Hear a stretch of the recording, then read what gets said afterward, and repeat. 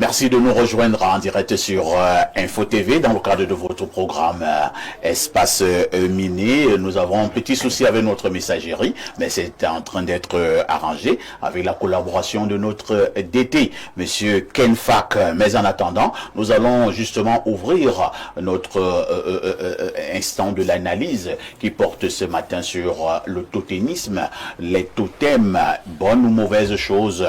Est-ce que c'est un avantage ou alors un inconvénient? Je réitère que nous avons commencé à parler la semaine dernière, mais comme vous le savez, nos spiritualistes sur le plateau n'ont pas eu suffisamment de temps pour aller au fond de leurs pensées. Je vais commencer avec Cheikh Ali Sanga. C'est vrai qu'on avait évolué la semaine dernière, nous avons défini ce qu'on entendait par totem. Nous avons même essayé de parler un tout petit peu des manifestations, mais nous ne nous entendions pas quelque part au niveau est-ce que le totem est une bonne ou une mauvaise chose. Et je me rappelle que pour le cas Blériot, il disait que non, dans la spiritualité on ne pose pas le problème de cette manière. Est-ce que c'est bon, est-ce que c'est mauvais? Et les autres leur disaient que non, même dans la spiritualité on connaît le bon, on connaît le mauvais. On évolue ce matin.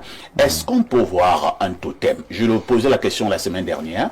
Est-ce qu'on peut voir un totem? C'est physiquement? Bien sûr, Ah bon? bien sûr, on peut voir un totem physiquement. Il y a des totems, c'est vrai, qui sont dans le monde de l'invisible. On les appelle en islam les djinns. Les djinns qui peuvent habiter dans des corps inanimés, mais qui peuvent prendre des apparences humaines ou des apparences animales. Et je rappelle que la plupart des gens connaissent pour totems que des animaux, c'est-à-dire que surtout le serpent. Effectivement, les esprits démoniaques aiment habiter les serpents, ou aiment prendre les apparences des serpents, surtout des serpents noirs.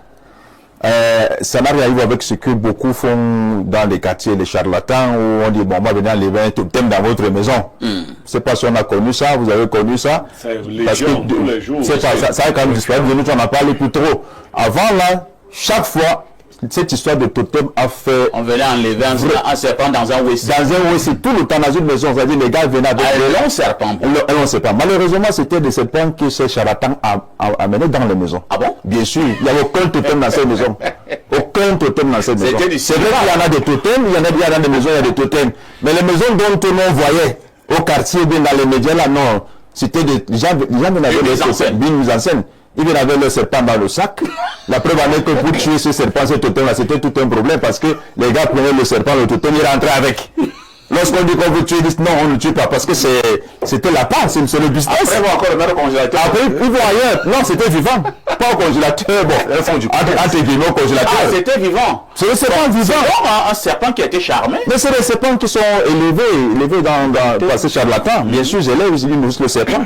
Alors, quand ils vont faire son manège, il prend son sac, il dans avec ses complices, ils vont dans les toilettes. Vous ne voyez pas ce qui se passe. Ils sortent le serpent du sac, ils le sortent de la maison, de voilà le totem. Tout le monde écrit. Et vous savez que l'espèce humaine aime des choses pareilles. L'ambiance, l'animation, tout ce qui est spectaculaire, tout ce qui est bizarre. On voit le serpent, ça fait le tour du quartier. Mais ça c'est la supercherie. Mais de l'autre côté, il y a des vrais totems qui sont dans les villas, les duplex, les triplex, les immeubles, les bureaux même. Ah bon? Bien sûr. Donc dans nos bureaux, là, il y a des totems. Il y en a des bureaux, des maisons avec des totems qui sont des protecteurs de leurs propriétaires. Il y en a des totems. Il y a des gens qui vont chez les charlatans, disent bon voilà ton totem, il prend, il va.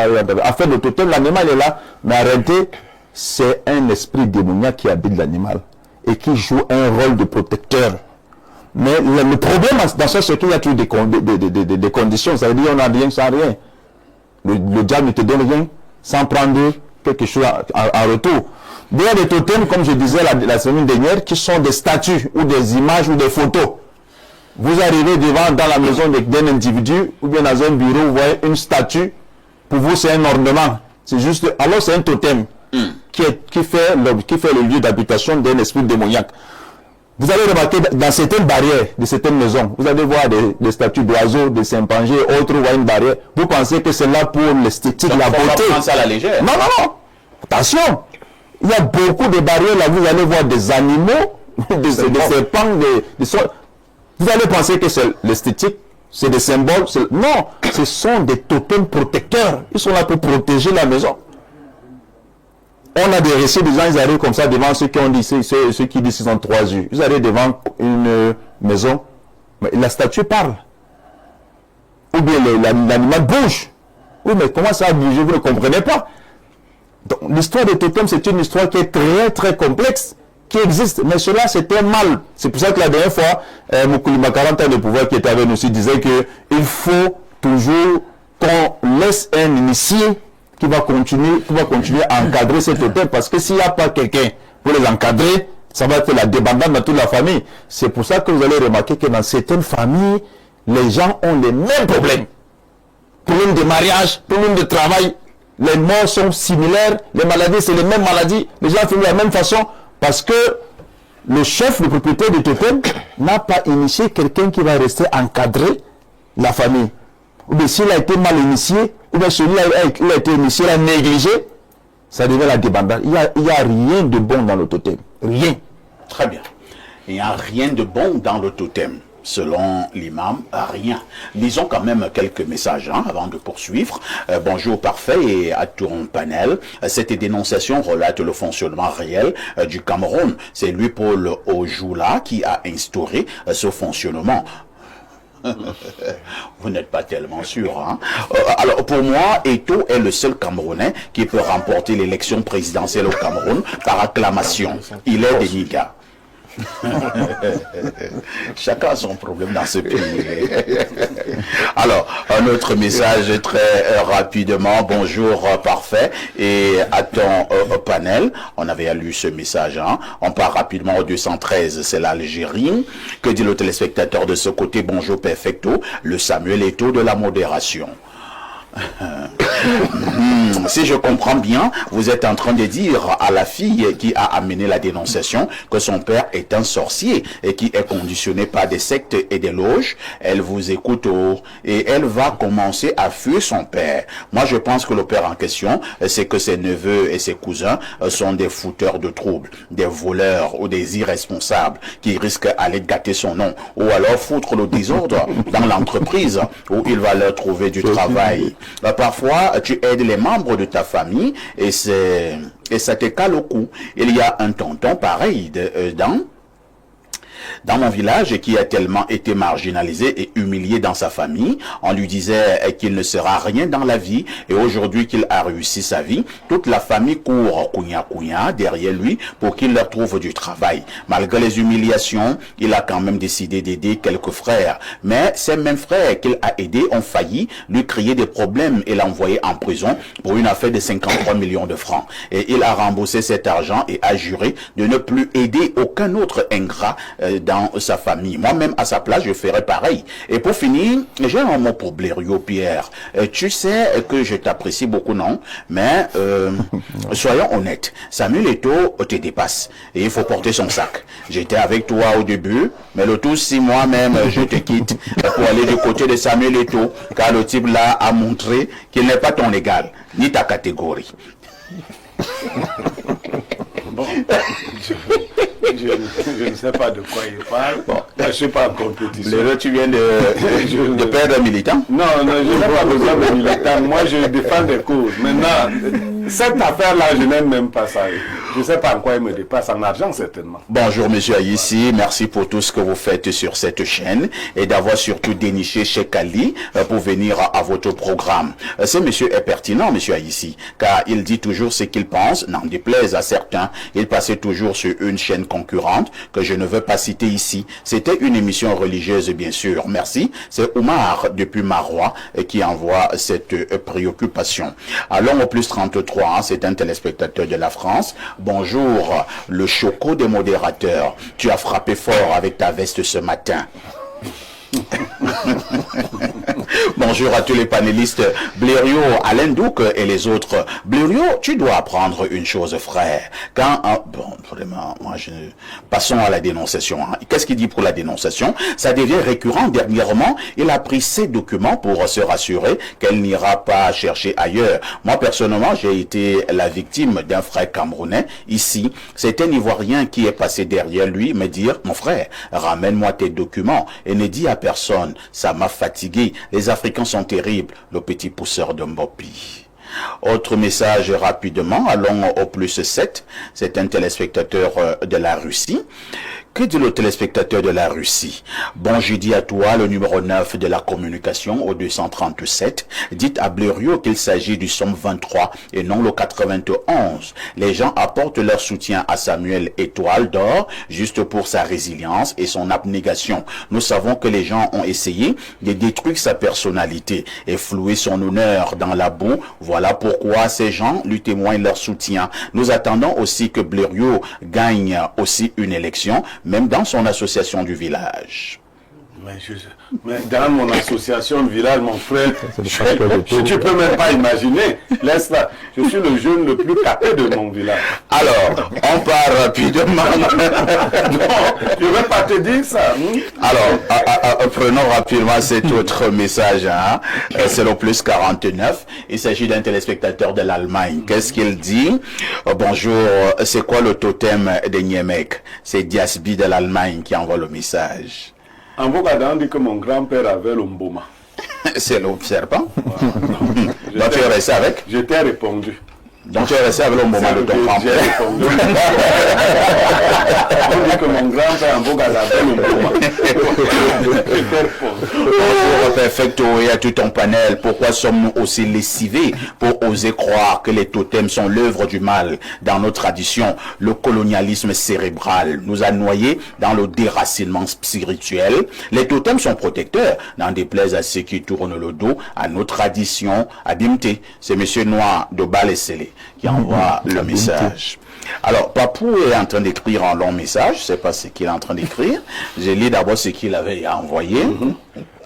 Bonjour Espace Miné, le monsieur de cette dénonciation est peut-être un individu qui n'est pas pour le favoritisme et la corruption, mais qui n'a pas le courage de dire non aux siens. Monsieur Haïssi, vous avez même eu de la chance, hein? Vous aurez pu retrouver votre dossier en achetant les beignets ou le pain chargé chez une maman quelque part. C'est pas faux.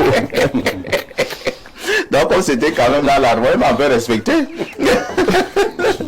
Un autre message, hein? Bonjour Monsieur Perfecto et à tout le panel. Concernant la dénonciation du jour et suite à la réaction du traditionnaliste, je vais vous raconter une histoire. J'ai un ami qui dépense des sommes faramineuses pour donner à boire, mais jamais ce gars ne va te donner 500 francs après pour prendre un taxi. Pire encore, si tu sollicites une aide de sa part, il ne fera jamais rien, sauf te saturer de fausses promesses. J'ai souligné ce constat à un autre ami et que nous avons en commun qui m'a dit, si je sollicite une aide de cet ami-là, faut pas lui dire la raison réelle de l'aide, de lui dire, genre, j'ai besoin d'argent pour quelque chose de futile, comme par exemple aller en boîte, il va réagir. Que son argent, c'est pas pour aider les gens. Après ça, j'ai coupé tout contact avec ce gars, Monsieur Perfecto. C'est Pablo depuis Nyom qui envoie cette préoccupation. Lisons un dernier message. Hein. Bon jeudi sorcellerie. Je vous dis que ce n'est pas jeudi sorcellerie, c'est jeudi spiritualité. Voilà. Bon jeudi sorcellerie. Espace Miné, j'ai beaucoup de proches extrêmement bien placés dans cette république et effectivement, pour la plupart, ce que le tradit praticien dit me semble pertinent. Quand je ne travaillais pas encore, j'avais eu beaucoup rire derrière oncles et tantes pour être situé en vain. Et ce n'était pas le profil ni la compétence qui posait problème. Par contre, je parvenais à aider un grand nombre d'amis grâce à eux. Si la jeune dame a la communication facile avec son père, qu'elle lui fasse part de sa découverte et de son embarras. Monsieur Niemek, quand vous dites qu'il aide, je vois plutôt l'allégorie du donner le poisson ou apprendre à pêcher. On parle quand même d'une dizaine de dossiers. Merci. Alors, Ndioseni, je vous passe la parole, hein, vous qui êtes traditionnaliste traitant. Quel est le regard de manière générale que vous posez sur les totems? Et maintenant, l'imam dit que le totem est une mauvaise chose. Vous pensez comme l'imam ou bien vous pensez que, comme disait un téléspectateur tout à l'heure, les totems font partie de notre tradition, la tradition africaine, et que les totems peuvent être des bonnes choses? Bien sûr, monsieur Parfait. Vous savez, je dois aller un peu à profondeur dans la transmission traditionnelle. Lorsque vous regardez toutes les tribunes au Cameroun, chaque tribune a ses valeurs ancestrales par les descendants de la tradition africaine. Au niveau de l'Ouest, au niveau de Yaoundé, que ce soit à Douala, chacun sort de quelque part et chaque personne a ses descendants. Ce qui fait qu'aujourd'hui, lorsqu'on parle de du thème qui a été soulevé ce matin, parlant de totem, le totem c'est quelque chose qu'on ne doit pas jouer avec ça, qu'on ne doit pas blaguer avec ça, puisque lorsque vous regardez les conceptions dans certaines régions que je connais, lorsqu'on accouche un enfant, c'est-à-dire l'enfant est né, après 3 mois, après 2 ans, il y a ce qu'on appelle des initiations. On initie l'enfant en donnant un totem. Ah bon? Oui. À 2 ans, 3 ans. 2 ans, 3 ans, on initie l'enfant. L'enfant, c'est ce qu'on appelle un totem à 3 ans. La transmission, je dis bien qu'il y a une initiation. Par exemple, il y a des cultures, lorsqu'on accouche un enfant, on jette dans l'eau. Si l'enfant est de souche, pour reconnaître si l'enfant est de souche, l'enfant ne doit pas être noyé dans l'eau. Ah bon? Mais si votre femme a découché, l'enfant, l'eau va l'emporter. Mais vous faites l'expérience de la mort là. C'est pour ça donc qu'il dit que le totem, c'est quelque chose qu'on ne doit pas blaguer avec ça. C'est pour ça que vous allez voir dans les tribunes, lorsque vous êtes initié, on vous arrête parfois même un gardien de la tradition ou un notable. Il y a ce qu'on appelle toujours l'initiation, puisque vous êtes profane. Il y a dans chaque village, vous qui êtes peut-être une personnalité, vous qui êtes un chef traditionnel, il y a toujours la transmission d'une initiation. Puisqu'on vous êtes profane, le ventre est vide. Pour gouverner, il faut avoir le pouvoir. Ah bon? Oui. Pour acquérir certains pouvoirs, pour acquérir certaines responsabilités, il y a ce qu'on appelle les initiations. C'est pour ça que vous allez voir dans notre société aujourd'hui, nos personnalités, ils sont ministres, ils sont magistrats, ils sont gouverneurs, mais lorsque vous allez dans son village, il est chef. Pourquoi il n'est pas cherché à être chef? Parce que parfois il est entouré par certains notables. Vu parfois ses œuvres au village, on va dire non, sache que vouloir gagner ton poste, vouloir continuer à émerger, il faut quand même que nous les notables, on te récompense. La récompense c'est quoi? Parfois on va maintenant t'initier. Et lorsqu'on t'initie, maintenant toi parfois tu veux choisir ton totem. Tu peux choisir un serpent, tu peux choisir le lion, tu peux choisir l'hibou, ça dépend, il y a tellement de totems. Maintenant derrière chaque totem, il y a une clairvoyance qui est fixée. Je pense que Cheikh Ali a dit, vous allez voir les résidences de certaines personnes, quand en haut, vous allez voir un oiseau. Pour vous croyez que c'est un oiseau? Non. C'est le totem du maître du lieu. Et le totem est là pour contrôler toutes les personnes qui entrent et qui sortent. Il y a des personnes parfois que lorsqu'ils sont initiés, même s'il a une mission aux États-Unis, dès que tu viens devant son portail, non, il ne peut pas te faire appeler sa fille. Il y a tel monsieur qui est devant là. Qu'est-ce qu'il veut? Parce que mystiquement, il y a un dédoublement lorsque vous êtes initié. C'est-à-dire que vous pouvez rester ici, au Cameroun, vous vous trouvez en Europe, vous vous trouvez en Espagne, parce qu'il y a un dédoublement. Maintenant, le totem, est-ce qu'on donne à qui? Non, on ne peut pas donner à n'importe qui. Il faut être initié pour savoir même marcher. Vous allez voir les personnes ici à Yaoundé. On vous dit, tel monsieur a le totem. Alors toi qui as le totem là, toi quand tu es initié, tu vas regarder ton totem ou ici à Yaoundé. Il n'y a pas une forêt. C'est pour ça que vous allez voir certaines personnes, donc tu as conçu les résidences là, il y a toujours une petite forêt là. Et dans cette forêt là, c'est là-bas qu'il cache son totem. Et du bois. Un jour, monsieur Parfait, c'est une histoire que j'ai vécue. Il y avait donc, comme Cheikh Ali a dit, parce que lorsqu'il parlait, il ne voulait pas le couper. Un jour, il y a un monsieur qui s'est plaint dans sa maison, les enfants étaient constamment malades, les fausses couches, les enfantements involontaires, l'enfant qui était intelligent, l'enfant ne comprenait plus rien. Un jour, on l'a consulté dans un marabout, puisqu'on disait que la maison était hantée, pour qu'il vienne désenvoûter la maison. Lorsque le marabout est venu, effectivement, il avait un petit serpent enfilé sur lui. Mais lorsqu'il est arrivé aux toilettes, il a vu vraiment un autre totem, lui-même a fui.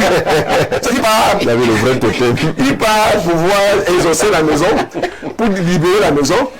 Lorsqu'il est entré aux toilettes, on le supplie que le marabout soit en fuyant. Donc, il est parti faire un spectacle. Il s'est rendu vraiment, qu'il y a vraiment un totem qui est dans la maison. Il y a le travail. Merci, Thierry. Alors, ça me fait rire. Hein? Alors, Alain Diok, on avait un débat la semaine dernière hein, au niveau de l'entretien du totem ou alors des totems. C'est un aspect que Moukulimba, 40 ans de pouvoir, avait soulevé. Il disait qu'il y a des totems, vous verrez qu'on va dire qu'il faut aller souvent casser les œufs, il faut faire ci, il faut faire ça. Alors, moi je me posais la question, dans cet entretien-là, est-ce qu'à la fin, on ne va pas toujours tomber dans une affaire où le totem aura besoin du sang humain? Bien. Vous savez, je vais d'abord commencer par récuser sur le plan philosophique un certain nombre de choses qui se sont dites. On a, nous, les Africains, et les négro-civilisations, un prétexte qu'on utilise, qu'on instrumentalise tout le temps d'un certain apologétique. On veut toujours démontrer que non, nos cultures, non. On ne doit pas rejeter tout ce qui relève de nos cultures. Je vais passer ça au crible de l'axiologie. Bien, est-ce que tout ce qu'il y a dans nos cultures est éthiquement bon? Et vous verrez que la réponse est non. Nous avons par exemple les Moussis d'Afrique de l'Ouest. Un peuple très mystique aussi. Dans la sorcellerie aussi, on vous dit que pour conjurer le sort, lorsqu'il y avait des sécheresses, il n'y avait pas productivité, etc., on faisait un rituel de nuit. Et pendant le rituel, il y avait des sacrifices d'enfants. Et on faisait une préparation, et ceux qui participaient au rituel mangeaient. Le cannibalisme, on mange les enfants sacrifiés pour faire revenir les pluies, pour qu'il y ait prospérité au village. On dit moi, c'est la tradition. Mais est-ce que c'est moral? Donc, il faut arrêter avec le prétexte dès qu'on parle de notre tradition. Oh non, machin, vous êtes là, vous êtes occidentalisé, machin, vous rejetez les traditions. Attention, tout ce qu'il y a dans notre tradition n'est pas positif. J'insiste là-dessus. Vous avez des traditions, vous arrivez, on vous dit, vous êtes le convive, vous êtes l'autre, vous allez coucher avec la femme du monsieur. C'est comme ça qu'on vous reçoit. Vous êtes sûr que quand on passe ça au crible de notre axiologie, ça passe chez tout le monde, c'est digeste, c'est potable chez tout le monde? Qui vous a dit que tout ce qu'il y a dans nos traditions, c'est bon? Bien. Maintenant, je vais répondre à ta question. Je vais encore citer l'auteur qu'on n'a pas aimé, Blériot, la semaine passée. Voilà, Pike dit vraiment en magie. Vous aimez cet auteur, Qu'en magie, en réalité, on peut se permettre toutes des libations de farine, de ci, de ça. Non, oui, bon, pour les rituels, mais il dit que le sacrifice le plus excellent et puissant attendu, c'est celui du sang. Pike le dit. Donc, on vous embrouille, je vais parler comme au quartier là, on vous embrouille pour un temps, on vous conditionne, on vous prépare, on vous conduit, on vous pistonne un tout petit peu, on vous lubrifie, à accepter finalement la fin ultime, qui est le sacrifice de sang. Parce que c'est ça l'enjeu avec les totems. Vous allez voir que on ne va pas s'arrêter aux œufs, les amis. On ne va pas s'arrêter aux œufs. On ne va pas s'arrêter à la viande de rat, à la viande de chien, de chat. Et il y aura un niveau où vous allez être avec la rétribution que vous allez avoir. Parce que quand vous allez commencer avec les autres petites choses qu'on demande, il y a des rétributions. Et vous savez comment l'homme est. Il ne veut pas s'arrêter là. Il voudra toujours... Eux aussi, de l'autre côté du mur, ils vous demanderont donc de passer à un autre niveau. Maintenant... Passer donc au crible de la raison, est-ce que c'est normal? Vous savez, on a dit ici que, et Blériot et moi, on était d'accord là-dessus, depuis l'Égypte antique, on veut prendre des facultés qu'on retrouve soit chez des bêtes, soit dans la faune, et se les approprier au travers du phénomène du totémisme.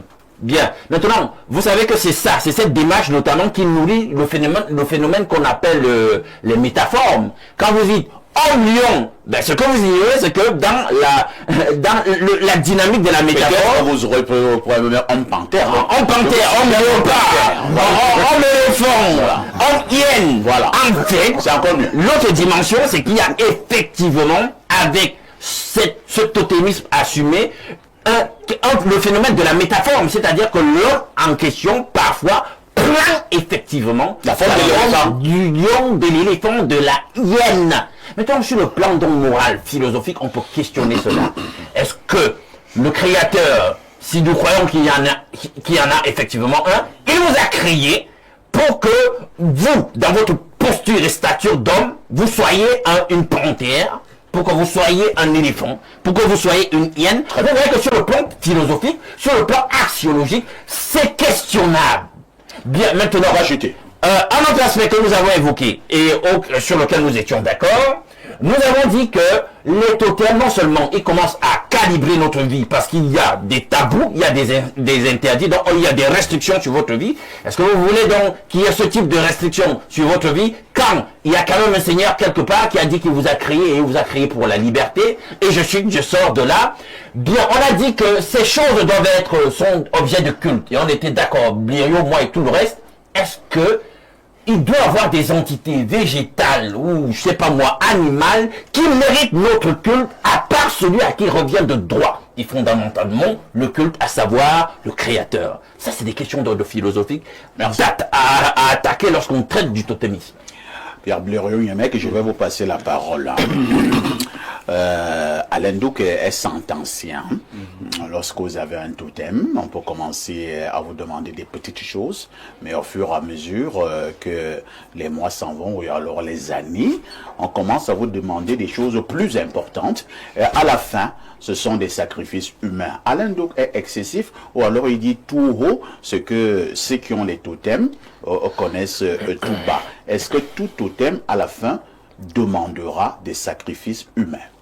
Alors, Alain Douk a lu quelques ouvrages de magie. Et on lui a dit ce qu'on demandait comme sacrifice. Mais vous pensez que le sacrifice humain, c'est trop grand? Et il y a un autre qui dépasse celui-là? Je vais demander si vous pensez que c'est trop grand. Et moi, je pose la question, s'il y a un autre qui dépasse celui-là. D'accord. Vous avez, il arrive un moment lors de guerres, Oui. que les gens soient obligés de manger leurs enfants. Moi, je vais décrire ce que les totems font. Moi, je vous ai dit que je ne suis pas dans le bien et le mal. Et on va voir l'appréciation axiologique d'Alain Douk. Lorsque quelqu'un a, par exemple, un totem et qu'il prend un quart de transport, Ouais. si dans ce quart de transport, si ce quart de transport va vers un accident, qu'est-ce qui se passe pour ceux qui sont initiés? Il aperçoit son totem à distance du quart de transport. Il peut dire au chauffeur, garde, moi je descends. Hein, Cheikh Ali, c'est pas ça? Oui, il disparaît même. Il dit, soit il se métamorphose et à la fin de l'accident, on dit qu'il y a un monsieur qui était aussi ici. On ne trouve pas. On ne le retrouve pas et lui il est parti. Parti. Soit il demande au chauffeur de garer et s'il ne vous aime pas beaucoup, bon, il n'est pas là pour vous. Ça, c'est des manifestations totémiques. Vous connaissez un ministre camerounais qui avait son sac toujours là. Vous voulez parler de Frédéric Odoc? Lui-même s'en vantait. Vous savez ce qui est arrivé à ce ministre? Non. Si vous aviez, par exemple, tenté de l'empoisonner, vous aviez fait un truc, son totem apparaissait devant vous là. Le totem apparaissait pour lui dire que ne bois pas. Et une fois, un de ses compagnons, dont je ne vais pas citer le nom, mais tous les bassins qui étaient autour de lui le savent, il s'est précipité parce que le ministre Kodok aimait le vin de palme. Il adorait le vin. Et tout le monde savait que Kodok aime le vin de palme. Donc une fois, ils se sont organisés pour lui donner un poison à travers le vin de palme. Son totem est sorti et lui n'a pas pris l'eau. Sa femme a voulu prendre, il lui a dit que quand je ne prends pas, tu ne prends pas.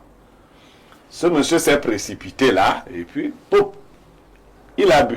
Avant la fin de la cérémonie, il allait mourir derrière la case. Il est mort derrière la case. Ça avait mal fait. Je décris, hein. Continue de décrire. Je décris le dernier cas. Les enfants, on vous a parlé des enfants de l'eau. Quand un bon batanga naît, pourquoi on le lance dans l'eau?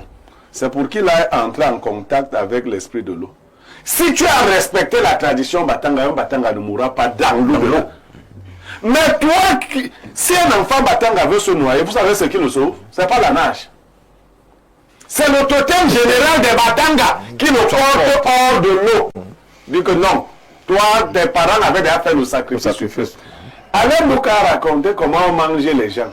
Et il dit rationnellement. Les pays qui sont devenus riches aujourd'hui, comment ils sont devenus riches? Juste en organisant les guerres. C'est après chaque guerre que notre pays est devenu riche.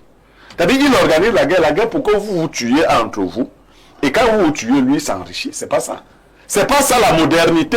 Quand vous fuyez la tradition, vous allez vers la modernité. Ce que je vais dire du totémisme, moi personnellement, et c'est ce que je pense de la magie en général.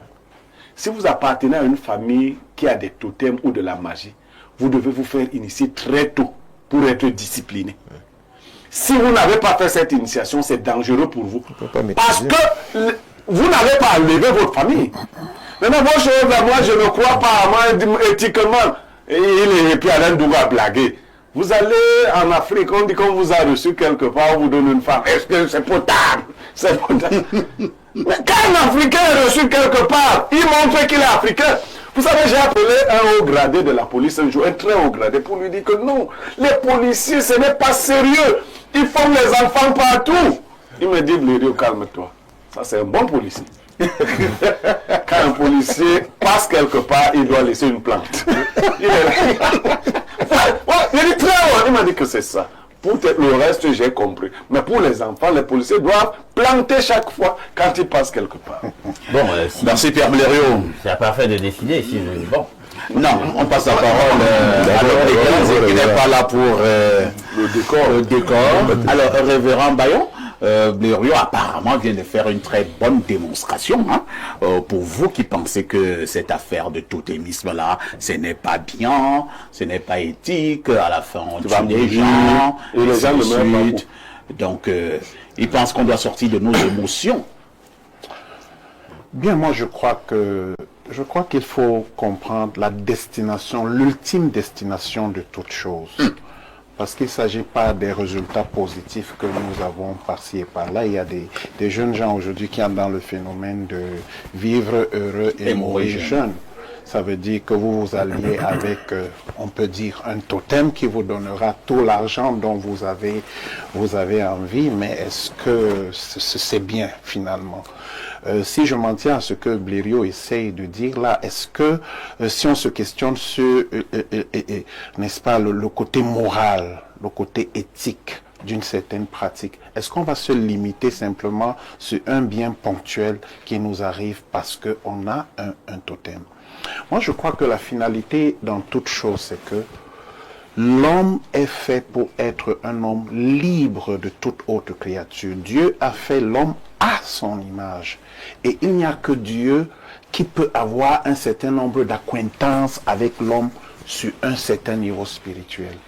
Qu'il s'agisse d'un animal, et même, n'est-ce pas, il y a dans le psaume, je pense 139, qui dit que je te remercie Seigneur de ce que tu m'as fait une créature merveilleuse. Et n'est-ce pas, le psalmiste loue le fait que Dieu a fait même les hommes aussi simples qu'ils paraissent au-dessus des anges. Pour dire même que vous ne devez même pas vous associer à un ange pour avoir de lui un pouvoir. Par contre, Dieu peut dire à un ange de vous aider à faire telle ou telle chose. Donc la finalité derrière, c'est que l'homme doit être sur la créature, d'après le livre de Genèse. Dieu dit à l'homme de dominer sur toutes les créatures qu'il a faites, tant celles qui sont sur la terre que celles qui sont dans les cieux. Donc maintenant, quand quelqu'un se met sous l'autorité d'un totem qui peut disposer de lui parce qu'il a exécuté une loi ou une autre, je ne crois pas que je m'inscris en faux contre cela. Parce qu'en réalité, s'il s'agit seulement de votre famille, pourquoi est-ce qu'un totem va déranger le voisin? Un totem qu'on a mis dans un... Moi, je suis pasteur depuis fort longtemps. Et mon travail, c'est d'écouter les gens, de les recevoir, d'écouter leurs problèmes. Et ce sont des choses qui viennent au quotidien. Des gens qui ne dorment pas la nuit parce qu'un monsieur a mis quelque chose dans le plafond. Ou bien quelqu'un qui loue votre maison... il vous loue la maison de quelqu'un, or le bailleur a quelque chose qu'il a mis sous dans la maison. Non, ça c'est une maison hantée, c'est pas le totem, c'est pas la même chose, malheureusement. J'essaie de vous dire que la finalité c'est que c'est Dieu qui doit protéger un homme. Ce n'est pas une chose. Le totémisme, c'est issu, n'est-ce pas, d'un paganisme, n'est-ce pas, de l'animisme dans lequel on croit qu'un animal peut protéger un homme. Mais on s'en rend compte à l'évidence qu'en fait, vous devenez une victime de ces entités spirituelles que vous avez adoptées pour dire, soit pour vous protéger. Très bien. Donc moi je voudrais dire que le totémisme est quelque une mauvaise chose. C'est une mauvaise chose, au final. Perfecto. Et là, nous repartons à 213 ans. C'est notre